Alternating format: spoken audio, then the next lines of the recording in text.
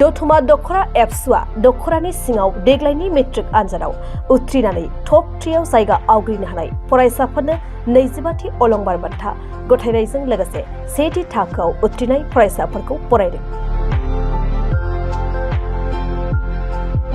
दतमा दखरा दुलाराय बर' फरायसा आफादा गुबुन गुबुन बोसोरनि बायदिनो देग्लायबो बर' बिजोंजों मेट्रिक आनजादाव दखरानि सिङाव बांसिन जौखोन्दो लानानै उथ्रिसार जानाय साथाम टप 3 फरायसाफोरनो अलंबार बान्था गथायदों आरो 1थि थाखोआव उथ्रिसार जानो हानाय फरायसाफोरखौबो बरायनाय हाबाफारि खुंदों।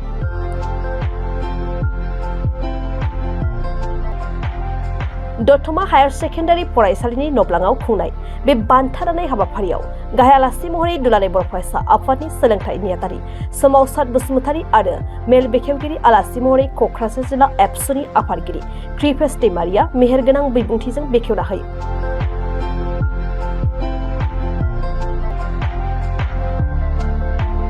मख'जाथावदि बे हाबाफारियाव ओनसोलनि गुबुन गुबुन बर' माहारियारि आफादफोर बड'फा उपेन्द्रनाथ ब्रह्म फरायसालिमानि गोरायुं आरो गुबुन गुबुन फरायसालिनि फोरोंगिरिफोर लोगोसे ओनसोलनि गोजौ फरायसालिनि फरायसाफोरा बाहागो लायो। हाबाफारियाव बाहागो लानानै एबसुनि सोलोंथाइ नेहाथारि सोमावसार बसुमतारी आरो दतमा दखरा एबसुनि आफादगिरि लैहोर ब्रह्मआ खौरांनि गेजेरजों एरैबायदि फोरमायथियो।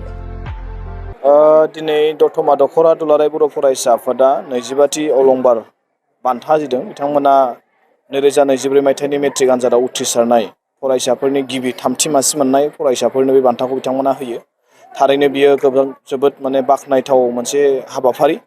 दा बेबायदि बान्था होनाय एबा दिनै बे हाबाफारिनि गेजेरजों बेयाव बाहागो लानाय फरायसुला फरायसुलिफ्रा गोसोआव मोनसे थुलुंगाखांनाय मोनगोन आरो बिथांमोना जिउनि थांखियाव सौहैनांगौनि थाखाय फरायनायाव गाव मोनसे मटिभेसन एबा थुलुंगाखांनाया मैखोमै बिथांमोना मोनदों।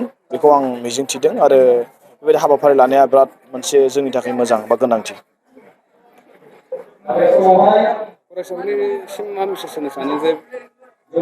फरायसाफोरखौ आं बेखौनो बुंगोन, जोङो फरायनाय समाव गावनि थांखिखौ सिगाङावनो लाखिनानै जोङो मोजाङै गोसो होनानै फरायनांगोन।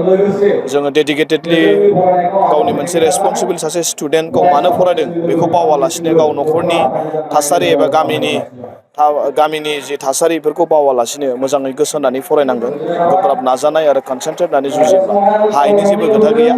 बेखायनो फरायसुला फरायसुलि बिथांमोना खावलायगोन, गाव जिखिनि जायगायाव थानानै फराया मानो गावनि न'खरनि थासारिखौ मालाबाबो बावा आरो जानला मोनला मानसिफोरजों जाहाथे लोगो जालाबायनानै समाजारि बिथिंनि हेंथा एबा समाजनि हेंथा जेबो खामानि मावा आरो मानसिफोरनि गेजेराव गाज्रि खामानि जेबो मावा।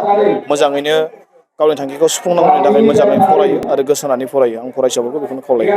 बेयाव अलंबार बान्था हिसाबै जोङो साथाम फरायनाय जायो, फार्स्ट सेकेन्ड थार्ड आरो बेनिफ्राय गासै first division distinction star mark बिसोरखौ जोङो बरायनाय जायो। दा बे हिसाबै जोङो साथाम अलंबार बान्थाखौ बरायबाय आरो डिस्टिंसन आरो स्टार मार्क मोननाय जायफोर फरायसा बिसोरखौ बिथांमोनखौ मान बिलाइजों लोगोसे बिथांमोनखौ बरायफानाय जाबाय। आरो बेयो दतमा दखरा दुलाराय बर' फरायसा आफादनि बेंखनाव गासै 75सा जोंहा बेवहाय फार्स्ट डिभिजन पास जानो हादों।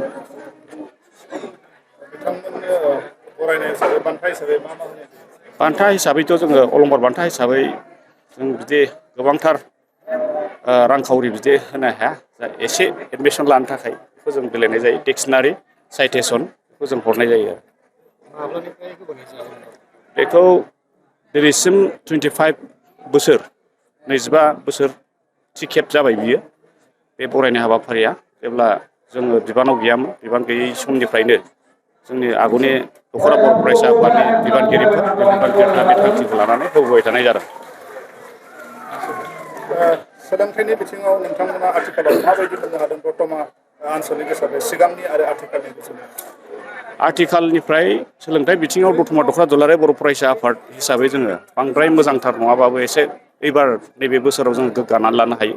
मानोना बै समाव थांनाय समफोराव जेनाखि फेलनि हार, बे फेलनि हारा गोबांथार 150-200 बिदि फेल जानायखौ जों मोनबोबाय थादोंमोन। नाथाय नैबे बोसोराव खालिबोल' जोङो टटेल बर' बिजोंजों फरिखा होनाय मेट्रिक फरिखा होनाय जोंनि फरायसाफ्रा 322 जनमोन, 322 आरो बेवहाय फार्स्ट डिभिजन पास जानो हादों 75, ओमफ्राय सेकेन्ड डिभिजन पास जानो हादों 123 आरो थार्ड डिभिजन जानो हादों 74 जन फार्स्ट थार्ड डिभिजन जानो हादों आरो जोंहा बेवहाय मोनसे दुखुनांथाव बाथ्रा दङ फेल हिसाबै जोङो मोननो हादों 38 जन 38 जन फरायसाफ्रा फेल जाबावदों दा बिथांमोननि जेनाखि पास जानांगौनि खामानि मावनाय बिथांमोनजों सावरायनाय बिथांमोननि गार्जेनजों सावरायनाय बे हाबाफारिखौ नैबे अलंबार बान्था जोबनायनि उननि हाबाफारिफ्रावनो जोङो स्टार्ट खालामगोन जिहेतु दतमा दख'रा दुलाराय बर' फरायसा आफादनि सिङाव जायफोर बर' बिजोंजों फरायनाय फरायसाफोर बिथांमोनखौ 100% पास जाहोनाय 100% लेखा रोंहोनायनि मिजिंजों दख'रा बर' फरायसा आफादा खामानि मावबाय थादों फरायसालि